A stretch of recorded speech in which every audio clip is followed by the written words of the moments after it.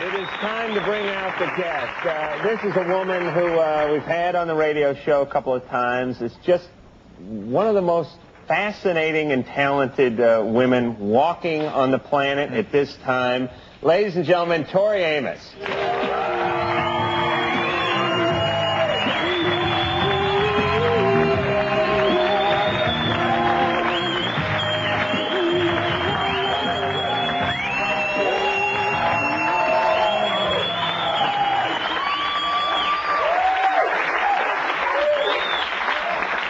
Thank you for joining us, Tori. I absolutely adore you. Well, thank you, Adam. You are absolutely possessed when you play.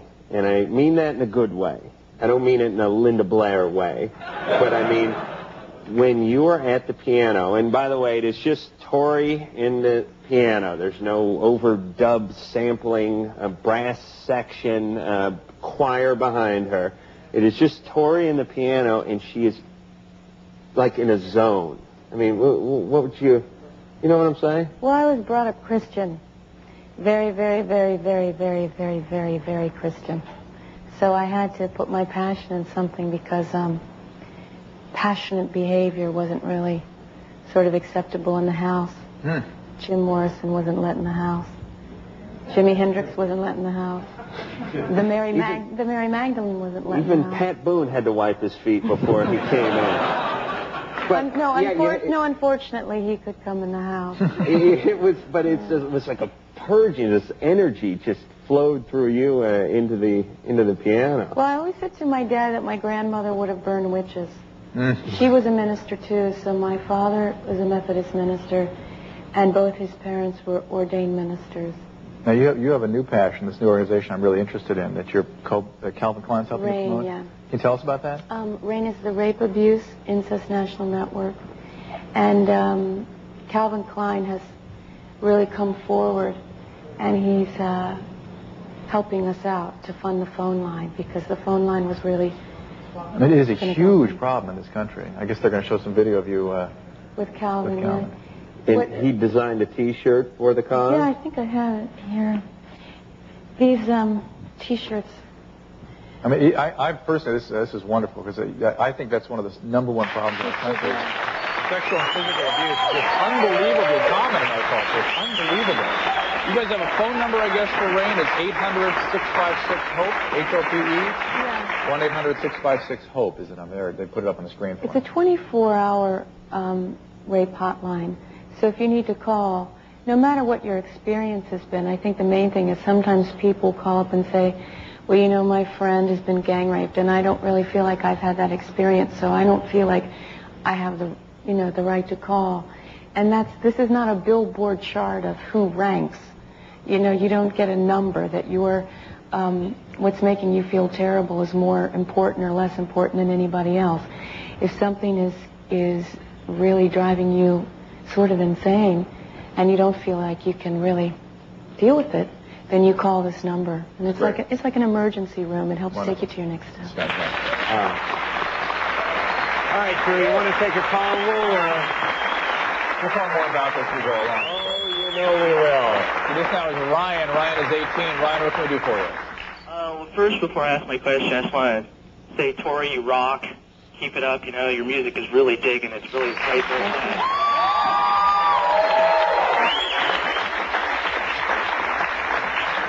My question's really kind of for Dr. Drew. Go ahead. About a week or two ago, I got my penis pierced. Right. And, well, a few days ago, I was having oral pleasures performed upon me. And it's just a thin wire hoop, and it got caught in her teeth, and she jerked her head, and it pulled it out.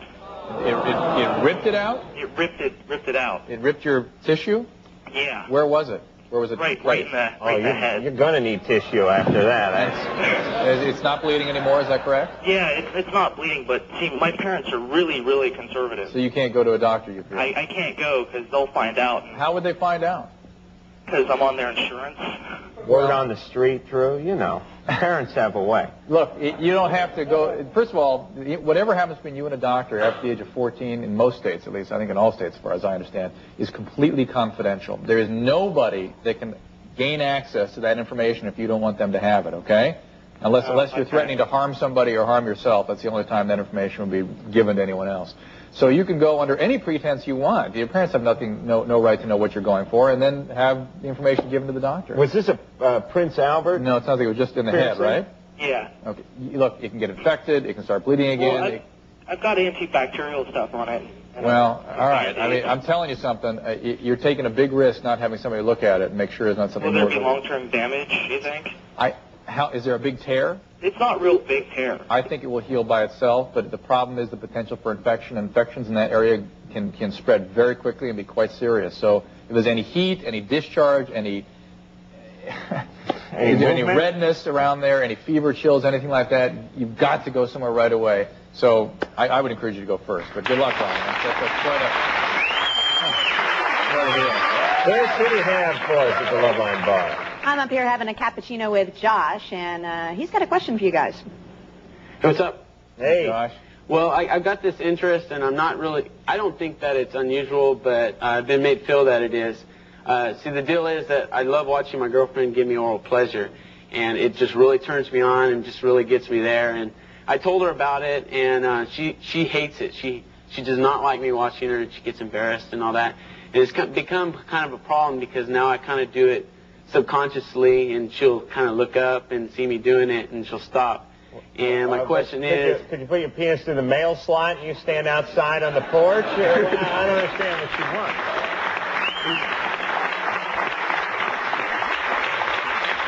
Even I'm a little confused about that. All right, Josh, we are going to unravel the mystery that is your penis and your girlfriend after we take a look at the Tori Amos video.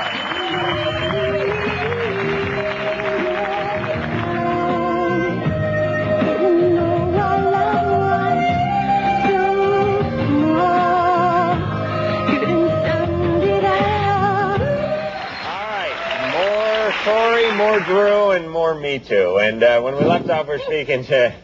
I'm Dr. Seuss all of a sudden. We left off, we're speaking to Erin. Now, Erin has got herself in a little bit of a pickle because... Abusive boyfriend. Right. Having an affair with another guy. Who's not abusive yet. Yeah, who's supposedly nice. What do you think? Everyone's nice when they're two-time it.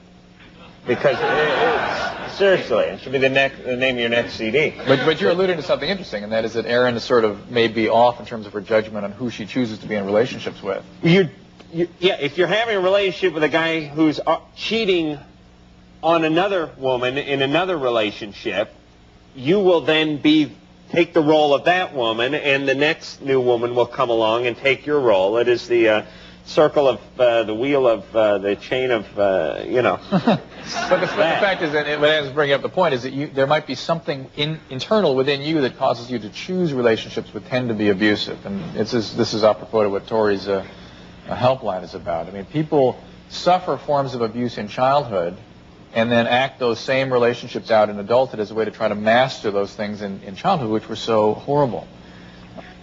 Did anything happen to you, Erin, when you were growing up? Yeah, I was raped by my father since I was 5. Okay. All right. And so having been through that kind of abuse, unless you were treated, unless you get some help, and this requires a lot of treatment over an extended period of time, that trauma is going to enter into every relationship you have from now on. There's going to be chaos, and there's going to be impossible difficulties trying to achieve real intimacy. I've been trying to get out of harmful relationships, and I've been seeing like a shrink and all that to talk to him about it, and no matter what I do, I can't get out of it. I think what everybody's saying here is that there's something in you you're not able to get out. Now, you have to look at that. There's something in you that feels like you don't have a choice here. You have a choice, but a lot of times people, they go to what they know. And it's the strangest thing, but sometimes you equate love with in a very strange way. Even though a part of you wants to get out, you're not out yet. So you've got to really look at that. Could she call your helpline? Was she somebody that could get referred? Could call it. And now, she already has a psychiatrist and the treatment team. But I really have to say to you that you need to maybe really think about who you're seeing. And maybe I'm stepping lines here, but if you're seeing a psychiatrist, somebody who's trained, and you're still in an abusive relationship months later, you've got to go, hang on a minute. what isn't adding up here? It's like, wait a minute. Well, she's not following direction, I'm sure. And what the direction would be is no relationships for a while. Aaron, time out. Okay, time out for Aaron. That you stop having relationships, work on Aaron for a while, because every relationship that you're going to find is going to be abusive, or if it's a quality relationship where there is a potential for intimacy, she'll push it away. You'll push it away. You won't be able to tolerate it. So no relationships, Aaron, for a while, just for a while. And in the future, there is the potential for a quality relationship. So here is the thing that I think is interesting that we have talked about, that I've been finding out, because we get so many calls and so many questions. Now, Drew, you knew that she'd been abused. Yeah.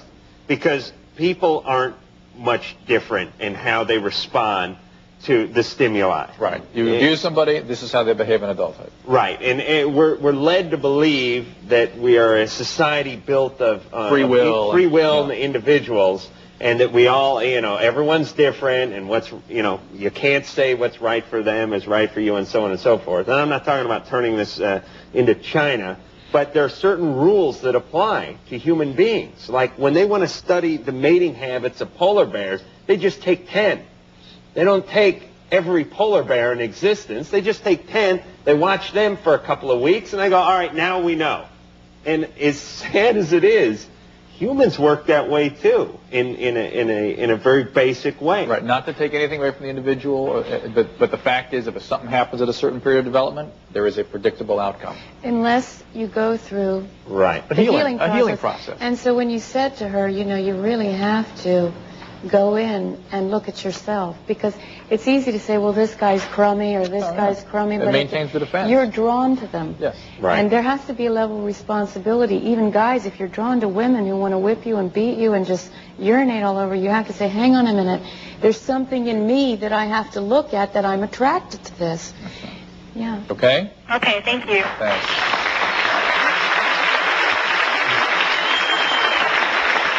Chris, who do you have for us? Adam, this question is right up your alley. This is James. Hey, guys, how's it going?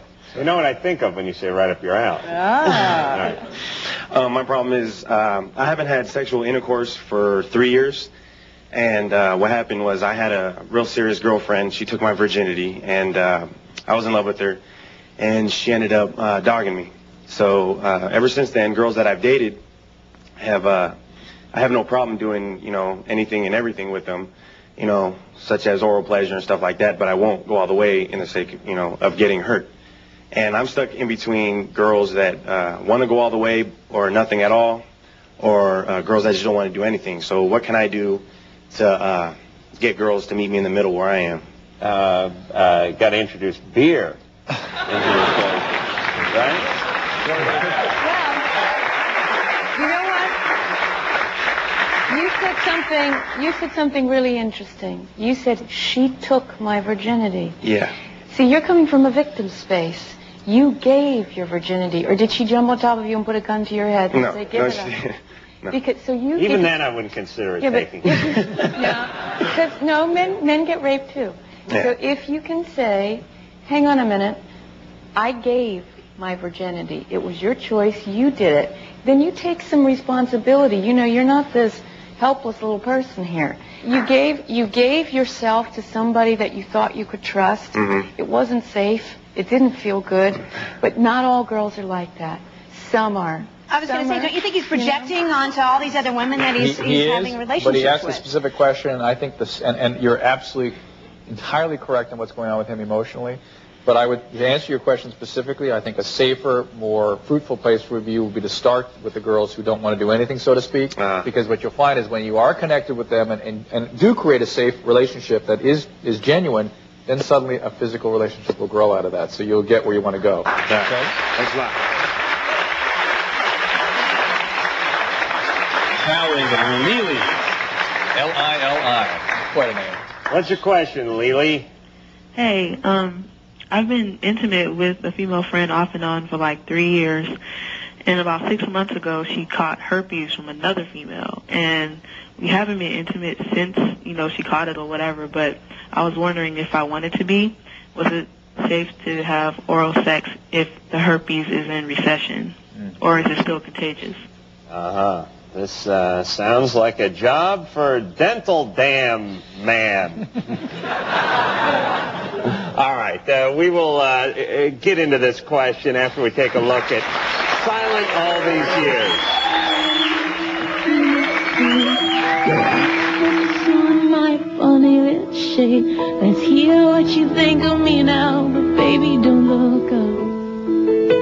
The sky is falling. Tori, Drew, and Adam, and when we left off, we were speaking to Jessica on the Loveline phone. Now, Jessica is pregnant. I don't know. Did she have her child, or? Yes, I Yeah, did. she had tested for paternity, and it turned out not to be the guy she was having a sustained affair with. It was a married guy. It's some guy she had a one-night stand with. And, well, I think they can... But, Drew, you can get pregnant just from having sex one time? Imagine that. Yes, sir. Well, then forget it. I'm not trying it. All right. I mean, Jessica, obviously there's sort of the bigger problem of why you choose these unavailable men and what's going on there, why you act out in this fashion. But right now, this issue with this pregnancy is you have a right to support from this fellow. God knows who he is or what his ability to provide that support is. I think you can contact local authority. The marshal will take care of it for you. But do you know how to find the guy? Yes, I do. Do you know his name? Yes, I do. Do you know where he lives? Yes, I do. Really? I would just straight out contact him. And if you have problems, it's time to call Legal Aid Society or get an attorney. And you have every right to. He has a fiduciary responsibility to support your child if he's over 18. And so it is. Thank you.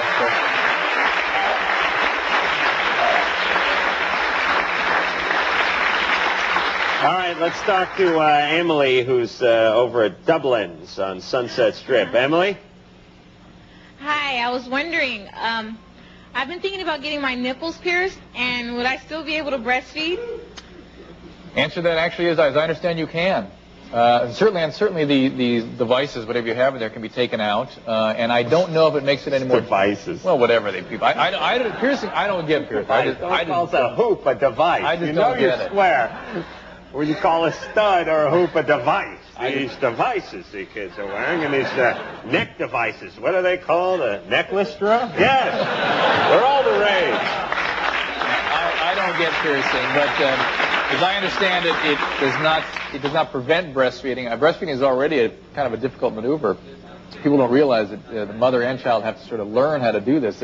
Each hospital usually provide experts who teach women how to do the breastfeeding. And certainly... Really? They think they have an internship over there? Maybe I could get involved on a volunteer basis. All right, Adam. And, but it does not prevent breastfeeding. It might make it more difficult, but it doesn't prevent it. So thanks for your question, Emily.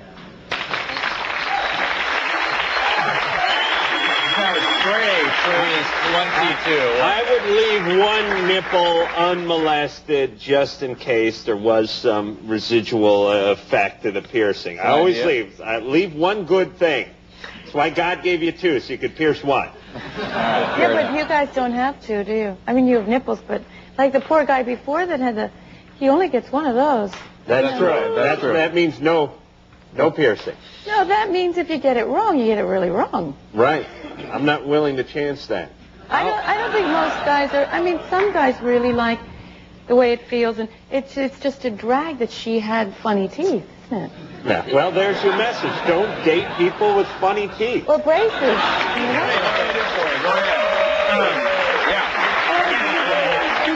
just want to say that I think it's great that to be able to talk to Tori, and I think it's great what she's doing with Rain. I wondered if you could help me with a little question I have. I've got sort of an unnatural obsession. I have this uncontrollable desire to see women's bare feet. When I've had a girlfriend in the past, I enjoyed touching or kissing her bare feet. But I'm single now, and when I'm in a public place, like a park or, wherever women are wearing sandals or walking around barefoot, I find it very arousing and will sometimes think about touching their feet. I never act on it, but I was just wondering if this attraction is abnormal and how I can just sort of get over it so I don't find it so distracting. You need to work in a shoe shop. It's like Adam becoming an intern in the breastfeeding clinic. I think women's feet can be, it's a beautiful thing. So, I mean, God, you could have picked other parts of the body that are kind of not so groovy. Well, I think it's to me, I have no attraction to the woman's feet, except for, actually, the thing I like most about the feet is they're holding the breasts up. So I do acknowledge the feet and the importance, at least in that role.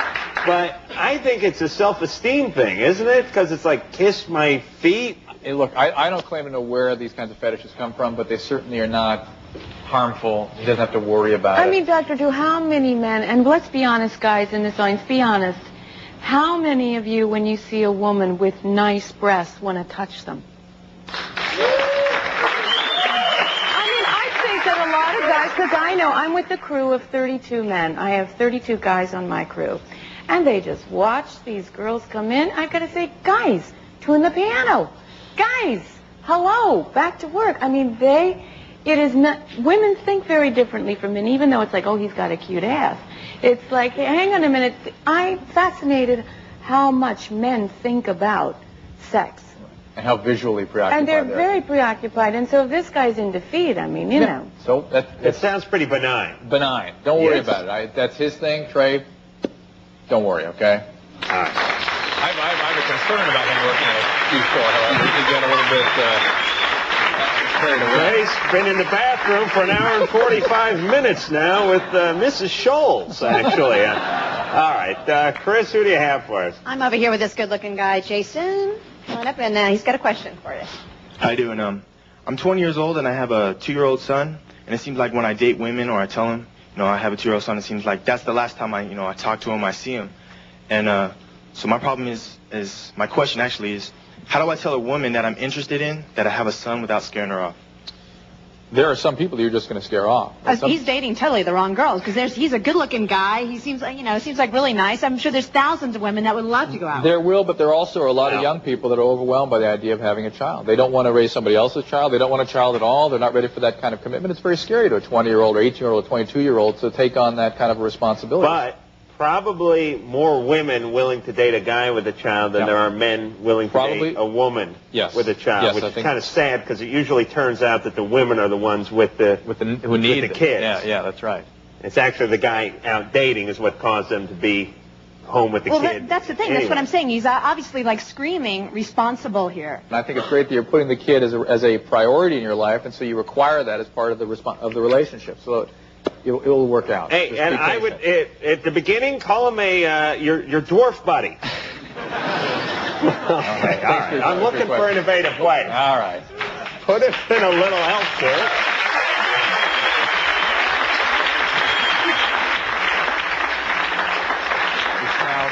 Aaron. Aaron is 19. What's your question, Aaron? Hi. Hi, Tori. I just wanted to say that. I have a boyfriend that's somewhat violent. He hasn't struck me or anything, but he wants to do, like, violent things during sex and whatnot. And I'm cheating on him with another guy that's really nice to me and whatnot. But I'm scared on how to tell this one guy how I want to break up with him and whatnot, because I'm afraid he's going to attack me. All right, so it's intimidating. All right, this is pretty heavy, and it's going to take some investigation, and we'll investigate it after we take a look at Hey Jupiter.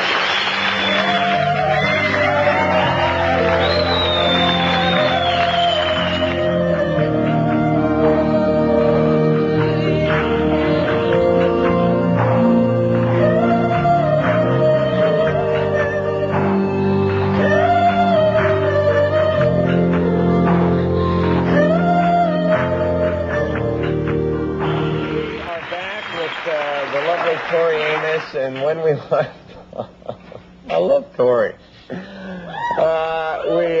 We were talking to Josh, right? Right. At the Loveline bar. Now, Josh has a problem in that his girlfriend doesn't like him looking at her when she is pleasuring him orally. Okay. And what does she want like a divider between the two of you? Like you hold up a cafeteria tray or something? Or can you just watch TV? Well, I really don't know what I look like when I'm watching her do it. So, I mean, maybe the look on my face has something to do with it. Well, how does she feel? Does she tell you what it is that bothers her? Or does she feel demeaned, or? I don't know. She just said that it kind of makes her, feel embarrassed. Like she's busy doing something and she doesn't like being watched doing that. I guess I don't know. Tori's got something to say Yeah, about but have you ever said, I think you're beautiful, and just watching you gives me more pleasure because I want to associate you giving me head, not somebody else.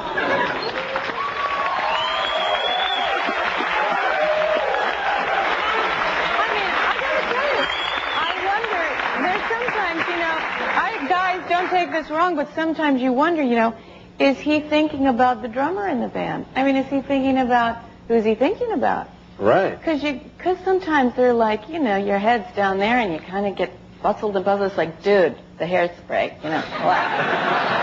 If I had a nickel for every time some Marine... No, but I mean, I do think that it's a thing. It's a wonderful feeling knowing that the man that you're pleasuring knows that it's you, that it's not some, nothing against all those girls on Friends or whatever, but it's like, hey, babe, you're not with them. You're with me. And if you want to be with me, this is intimate. It's between us. Thank you, Josh. I think that's it.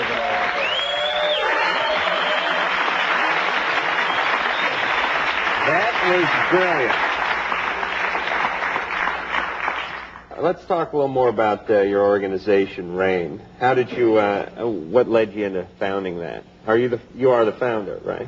Well, it kind of started with me calling my manager and saying, there are so many girls that are coming backstage that have serious problems. One night it escalated to a point where there was a 14-year-old girl that had been brought backstage who was hysterical. And I came back after the show, and I said, what happened? I do Me and a Gun in the show. It's a song about rape. And I thought that might have upset her. So we brought her back and got her a cup of tea and said, what's happening? And she said, well, can I go with you? And we said, why do you want to go with us? And she said, well, my stepfather raped me last night. He'll rape me tomorrow night, and when I get home tonight, he'll rape me again. He's raped me every night for the last 7 years. And so, of course, we said, have you told your mother? And she said, my mother, forget it. She doesn't want to know. You can't tell her anything. So it just began with, I said, Arthur, I'm taking this girl tonight with us. That's my manager. And he said, Tori, you're crossing state line. You can't do this. And I said, the vigilante I am. I said, yes, I am taking her. And he said, really? That doesn't solve the problem. And so it got down to just taking somebody away from a situation. The FBI, they were going to come down on me, and, then I was going to end up in jail and get, a broom up my butt, and that's really gross. And then so I said, But if you got to sweep, you got to sweep. Well, but I don't want to sweep on my head. Right. I see. I misunderstood. I want to do a vertical, not a horizontal sweep. So I said, Arthur, we have to, what are we going to do? So it was like, we need to get the people that know information, like this, to the people that need information. So that's why this show's so great. How do you get those two people together? So we brought a team of people together. Right. Abuse is such a huge problem in our culture. It's just. I think we're just beginning to scratch the surface of it. Certainly, we hear about it a ton in this show, and it's just great that you guys have a resource out there. And we ought to give the number out again. It's 1-800-656-HOPE. All right, Jessica on the Loveline phone. What is your question for us tonight? Hello. Hi. Hello. Hi. Can you hear me? Yes, we can. Hi. Hi. The situation goes like this. I had an affair with a married man, and during the course of this affair, I became pregnant. Other than the married man, I had sex with another individual, but it was only one time. When the affair ended, I decided to file child support, and once we took the blood test, the test came back negative, that it wasn't by the married man. So my question is, how do I tell this other person that the child is really his? The person you just had a one-night stand with? Yes. Oh, What a tangled web we weave, Drew. We will get to this after the break.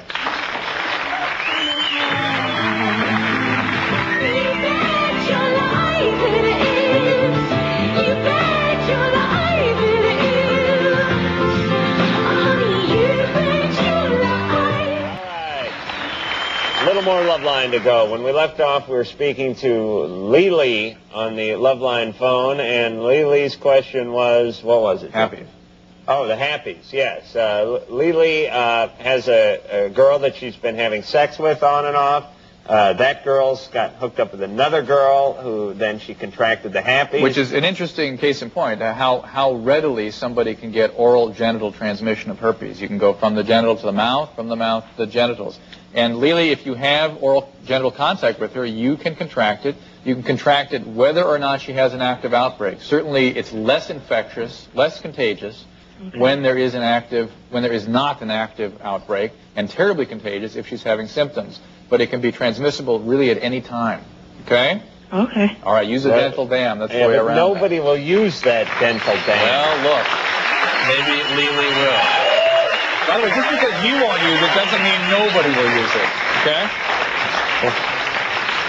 Chris, who do you have for us? I'm up here at the Cappuccino Bar with James, and he's got a question for you. Okay, I've been dating this girl for about 2 months now, and we've become very intimate with each other. Now, we're two types of people, you know. She's very kinky, and I'm very, romantic. And what I mean by kinky is, she pulls out the handcuffs and dresses up in, characters and stuff. But see, my question is how do I bring romance into our kinky relationship or kinky sex life so that we can both be satisfied? Tori, can you help this man? What does she dress up as? Wonder Woman. Oh, wow. She have that lasso of truth and everything? So does she like to dominate you then? She's very aggressive. Do you like that? Oh, yes, I do. You just want to bring a little Frank Sinatra and wine to go with it? Mm-hmm. Well, I think she should compromise. If you're willing to be dominated, she should have a little bit of candles and whatever music you like. I mean, if you like each other, if you like to be dominated, and she dominates, but you kind of want to change the setting, say, will you dance with me with your handcuffs? Yeah, really, there's not much else you can say except just propose to her what it is you'd like to do and see if you can reach a compromise position. I mean, you've said yourself you like being dominated, so that's something that... Well, why do you like being dominated? It makes it more fun for me, I guess. Well, but it's really about adding to the relationship. It's adding. So the things that you like... I guess I'd like to satisfy her, because she's satisfying me all the time. Oh, I think she's being very satisfied. Anytime there's a Wonder Woman outfit involved, you can bet there's satisfaction going down as well. Thank you, James. Bob, what's your question for us? Here's my situation. I masturbate a lot, average probably twice a day.